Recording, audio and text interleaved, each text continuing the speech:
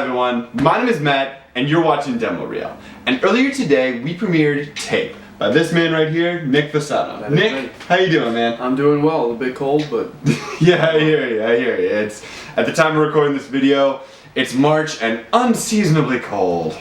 I don't understand, but anyway. So, guys, we're gonna be talking about his film. If you haven't seen it yet, you're definitely gonna want to watch it. Very big spoiler warning. I'll put a link to it somewhere in this video, probably in the upper right hand corner. But you've been warned. If you're still here, we're gonna get into it. So Nick, what was the inspiration for this film? well, to be honest, it was my thesis film. I just couldn't come up with anything. So Cool. I wrote this script and I didn't like it. It was very cliched. I was like, yeah, if I have to do something, I'll do this. But Right. But then right was I was about to shoot it, I changed like the whole script and I tried to make it something I hadn't seen before. So that's basically what I want to do. Even if it was a cliche kind of story that you've seen, maybe I try to do little bits that you've never seen in a story like that before. Yeah, like especially with that little twist at the end where, you know, the cops were trying to get to implicate his friend. He was actually the one that did it, you know, and it was interesting because like it was almost not needed. I feel like even without that twist at the end, you could have told a similar story with maybe similar themes of like friendship, loyalty, and things like that. You know, and I guess you said you want to do something different. That's just kind of, it came from that? Yeah, so originally it had the same themes. I mean, originally it was like an undercover cop. He's had his friend, he's got to decide whether to bring him in. Gotcha. But I feel like I'd seen that movie a million times, so I changed it a little bit and I tried to I hadn't seen the story from that guy's perspective. Yeah, and that was a very interesting choice. Very well done in my opinion. Thank you, sir. And you said this was a thesis. You know, where were you going to school? Brooklyn College. Brooklyn College. Yeah. Cool. Then, if you don't mind me asking, what grade did you get? I got a pretty good grade. I think I got an A in the class. I mean, thing is, I had to take the class. I had to reschedule it like a million times. The snow. I think it snowed one weekend because when I was supposed to shoot it. Gotcha. Actors dropped. You know, but eventually. Hey, you know what? In the film world, only a little bit behind schedule is about as close to on schedule as you're gonna get. So, what was your favorite part of working on this film?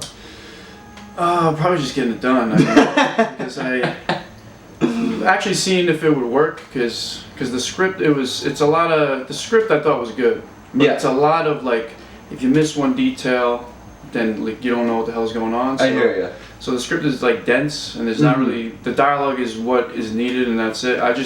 I want to see if it would work, and like as I was filming, I saw like, this could work. Even if you can't really understand what the hell's going on, at least it works in with the cinematography and that. Because I lucked out with the actors. I looked at I didn't know how it was gonna go. So the fact in the process I was able to see that it might work. Basically, that's what was the best thing for me in making Exactly. Yeah, and you're right. There were a lot of like small things in the script and everything that really came together. So. And maybe that's going to lead into this, but what was some of the challenges of making this film, and how did you circumvent them? There was a few, because there's a scene in a park, and I used to work at a park, the public park back on Long Island, and I had the keys to the room. I was going to plug in my extension cord into the room and use the lights, but then my key didn't work, so I had to go to a different park. I ended up. Oh my goodness. And the light, a lot of the lighting things, like I ended up using like all natural light because I just couldn't. I didn't want to deal with all the lights and everything, and I was supposed to have an actress in it. She dropped out last second. Gotcha. So I cut that scene entirely, and it was just a lot of. I'm a procrastinator, so I did everything last second. So the biggest obstacle was just getting myself to actually do it. Gotcha. Yeah, cool. And you just mentioned there was going to be an actress. What was her role going to be? I mean. In the script, I feel like it made sense. It was basically just to show that this guy is desperate. Like he needs to. It was going to be his wife, girlfriend. Like, got it. But it didn't matter, and the fact that I didn't have an actress. Like I shot the scene with just my voice, saying the actress's lines, and right. I don't know what I was going to do with it, so I just cut it out, and it worked better like that. Yeah, honestly, it's. I think, trying to think how to say it, like. It would have been cool, but it definitely wasn't necessary. And and a credit to the actors in here, you could definitely feel the desperation in there.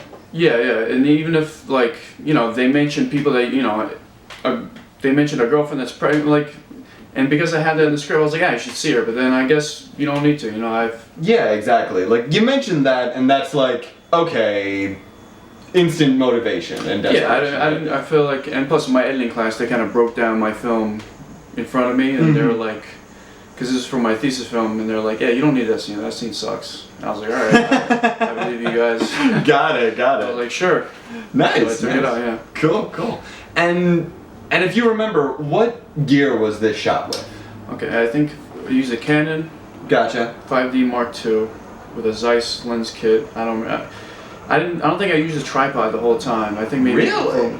maybe like a few shots, but most of it's handheld. I didn't really use any lights. And I didn't really see any Steadicam in that. Or it didn't seem like it. It was all handheld, pretty much. I think I might have used. I think I might have used lights for one scene. Gotcha. Just because I wanted to be almost like you're just following this guy. I didn't want it to feel like a film.